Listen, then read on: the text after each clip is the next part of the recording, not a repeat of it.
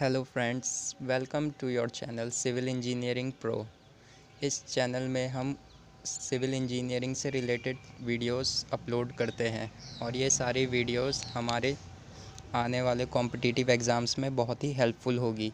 ये सारी वीडियोस हमने एग्ज़ाम से रिलेटेड ही बनाई हुई है। तो जैसे कि हमने पिछले लेक्चर में डिस्कस किया था, लेक्चर 1 में सीमेंट के बारे में और सीमेंट की कंपोजिशन के बारे में, यानी सीमेंट के इंग्रेडिएंट्स के बारे में, सीमेंट किस किस चीज़ से मिलकर बना होता है। आज हम बात करेंगे कि जब वो सीमेंट हम मैन्युफैक्चरिंग करके सीमेंट हम जब रेडी हो जाता है और उसे हम यूज़ के लिए आगे फर्दर यूज़ करते हैं, जब हम सीमेंट में पानी को मिलाते हैं तो उसका सीमेंट का एक पेस्ट बन जाता है जिसे हम जेल कहते हैं। जैसे ही हम पानी मिलाना शुरू करते हैं सीमेंट में और उसे अच्छे से मिक्स कर देते हैं सीमेंट के साथ, तब उसमें कुछ केमिकल रिएक्शंस होने लग जाती है। इन केमिकल्स रिएक्शंस की वजह से इन केमिकल रिएक्शंस की वजह से 4 कंपाउंड हमारे पास फॉर्म होते हैं जिन्हें हम बोक्स कंपाउंड कहते हैं। ये कंपाउंड बहुत ही इम्पॉर्टेंट है सीमेंट चैप्टर से। ये हर एग्ज़ाम में पूछे जाते हैं। सिविल इंजीनियरिंग से रिलेटेड जितने भी एग्ज़ाम है, हर एग्ज़ाम में आपको कहीं ना कहीं इससे रिलेटेड एक क्वेश्चन देखने को ज़रूर मिलेगा। तो आज के इस लेक्चर में हम डिस्कस करेंगे बोक्स कंपाउंड्स के बारे में।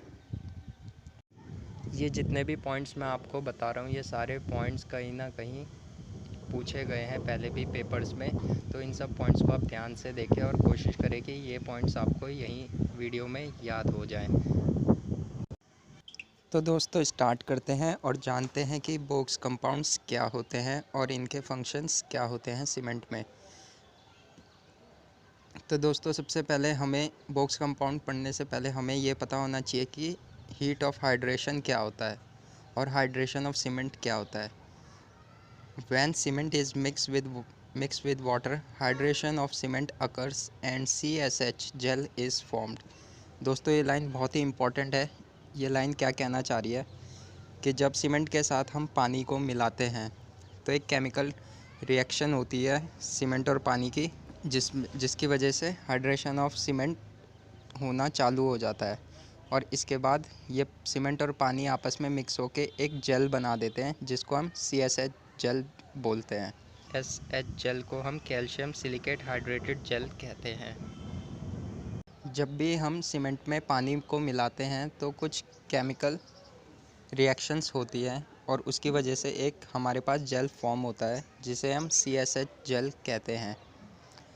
और इस दौरान इसमें से काफ़ी हीट ऑफ हाइड्रेशन भी होती है। तो जो सबसे पहला हमारे पास कंपाउंड आता है वो आता है ट्राई कैल्शियम सिलिकेट। इसको हम C3S भी बोलते हैं और इसका नाम एलाइट भी है। दोस्तों ये आप इसके तीनों नाम याद रख लीजिएगा। ये तीनों नाम बहुत ही इम्पोर्टेंट है और ये तीनों नाम आपसे कोई सा भी नाम इसमें से पेपर में पूछा जा सकता है। तो इसका नाम ट्राई कैल्शियम सिलिकेट है, इसे हम C3S भी कहते हैं और इसका नाम एलाइट भी है।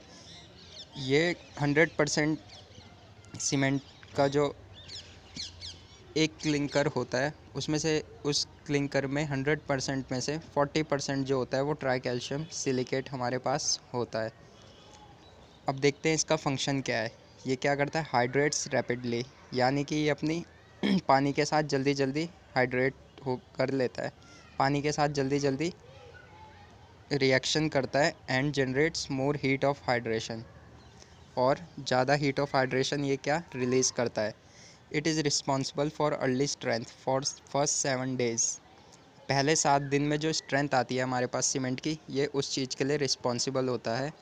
And possess less resistance to sulphate attack. और ये क्या है, सल्फेट अटैक को ये ज़्यादा झेल नहीं सकता। दोस्तों सल्फेट अटैक होने के चांसेस वहाँ होते हैं जब हम किसी सी वाटर में या किसी वाटर बॉडी में कंस्ट्रक्शन करते हैं। दोस्तों जब भी हम किसी वाटर बॉडी में कंस्ट्रक्शन करते हैं तो वहाँ पे जो हम सीमेंट यूज़ करते हैं वो सल्फेट रेजिस्टिंग सीमेंट यूज़ करते हैं। जैसे कि हम सीवर्स में, शी शोर्स में, समुद्र के किनारे कोई कंस्ट्रक्शन कर रहे हैं या समुद्र के पानी के अंदर कोई कंस्ट्रक्शन कर रहे हैं या सीवर लाइन में, तब हम वहाँ सल्फेट रेजिस्टिंग सीमेंट का यूज़ करते हैं। यानी कि सल्फेट अटैक से ये हमें कम रेजिस्टेंस देता है। सल्फेट अटैक होने के चांसेस इस पे ज़्यादा होते हैं। Heat of hydration is approx 500 joule per KG. इसकी जो हीट ऑफ हाइड्रेशन है ये लगभग 500 जूल पर केजी के आसपास होता है। It is considered as best cementing material. इसको हम बेस्ट सीमेंटिंग मटेरियल भी कहते हैं। जैसे आप देख सकते हैं 40%, ये हम 100% में से 40% सबसे मेजर परसेंटेज जो होता है ट्राई कैल्शियम सिलिकेट का ही होता है, और इसलिए इसे हम बेस्ट सीमेंटिंग मटेरियल भी कहते हैं। और ये सीमेंट में ज़्यादा होता है और ये हमें इनिशियल स्टेजेस में स्ट्रेंथ प्रोवाइड करवाता है सीमेंट में, जो कि 7 डेज़ की होती है। उसके बाद हम सेकंड पे चलते हैं। सेकंड हमारे पास आता है डाई कैल्शियम सिलिकेट। इसे हम C2S भी कहते हैं और इसका दूसरा नाम बेलाइट भी है। ये 32% होता है। इसका फंक्शन जो होता है वो होता है it hydrate slowly and generate less heat of hydration. ये यानी कि वाटर के साथ, पानी के साथ ये धीरे धीरे स्लोली मिक्स होता है और कम हीट ऑफ हाइड्रेशन प्रोड्यूस करता है। It is responsible for late strength. यानी कि ये किस लिए रिस्पॉन्सिबल होता है? लेट स्ट्रेंथ, यानी आफ्टर 28 डेज़ जो स्ट्रेंथ हमारी सीमेंट में आती है ये उस चीज़ के लिए रिस्पॉन्सिबल होता है। अर्लीस्ट डेज़ के लिए ट्राई कैल्शियम सिलिकेट रिस्पॉन्सिबल होता है इनिशियल टाइम के लिए, और लेटर डेज़ के लिए हमारा डाई कैल्शियम सिलिकेट काम करता है। Responsible for late strength and possess more resistance to sulphate attack. ये किस चीज़ के लिए रिस्पॉन्सिबल होता है? यानी कि जैसे मैंने कहा, ये लेट स्ट्रेंथ के लिए रिस्पॉन्सिबल होता है और ये हमारा सल्फेट अटैक से हमें ज़्यादा रेजिस्टेंस प्रोवाइड करवाता है। यानी सल्फेट अटैक होने के चांसेस डाई कैल्शियम सिलिकेट पर कम होते हैं। इट हार्डन स्लोली, और ये धीरे धीरे, यानी कि ये धीरे धीरे सीमेंट को हार्ड करना शुरू करता है। Heat of hydration is approx 240 joule per KG. इसकी जो हीट ऑफ हाइड्रेशन होती है वो लगभग 240 जूल पर केजी के आसपास होती है। दोस्तों, इसमें जितने भी सारे पॉइंट्स मैं आपको बता रहा हूँ ये कहीं ना कहीं हर एक पॉइंट इसमें से एक क्वेश्चन के तौर पर पूछा गया है किसी ना किसी एग्ज़ाम में। ये जितने भी पॉइंट्स मैं यहाँ पर लेके आया हूँ ये सब मैं ढूंढ कर लेके आया हूँ। मेरी इस वीडियो के पीछे बहुत मेहनत लगी है। तो वीडियो का कंटेंट अगर आपको पसंद आए तो प्लीज़ वीडियो को लाइक शेयर ज़रूर करिएगा। मैं और भी वीडियोज़ आपके लिए आगे लेके आता रहूँगा। तो चलिए, तीसरा आता है। तीसरे को हम कहते हैं ट्राई कैल्शियम एल्यूमिनेट। इसको हम C3A भी बोलते हैं और इसका दूसरा नाम सेलाइट भी है। ये 10.5% होता है टोटल परसेंटेज के बिहाफ में। 10.5% ये सीमेंट में बनता है। It hydrates rapidly and generates more heat of hydration. ये जल्दी वाटर के साथ हाइड्रेशन प्रोसेस करता है और ज़्यादा हीट ऑफ हाइड्रेशन ये रिलीज़ करता है। It is responsible for early strength and flash setting of cement. ये अर्ली स्ट्रेंथ जो होती है सीमेंट में, जो सीमेंट को यूज़ करने के बाद कुछ टाइम के बाद ही जो उसमें सीमेंट आ जाती है उसे हम अर्ली सीमेंट कहते हैं। जो हल्की सी सीमेंट जब पक्की हो जाती है, सॉलिड स्टेट की तरफ बढ़ना शुरू हो जाती है जब सीमेंट, उसे हम हार्डनिंग कहते हैं। और फ्लैश सेटिंग भी वही होती है जब हम सीमेंट का यूज़ करते हैं। तो आपने देखा होगा जब हम सीमेंट लगाते हैं तो वो चिपकी रह जाती है और जिस शेप में हम उसे बनाते हैं वो उसी शेप को अटेन कर लेती है।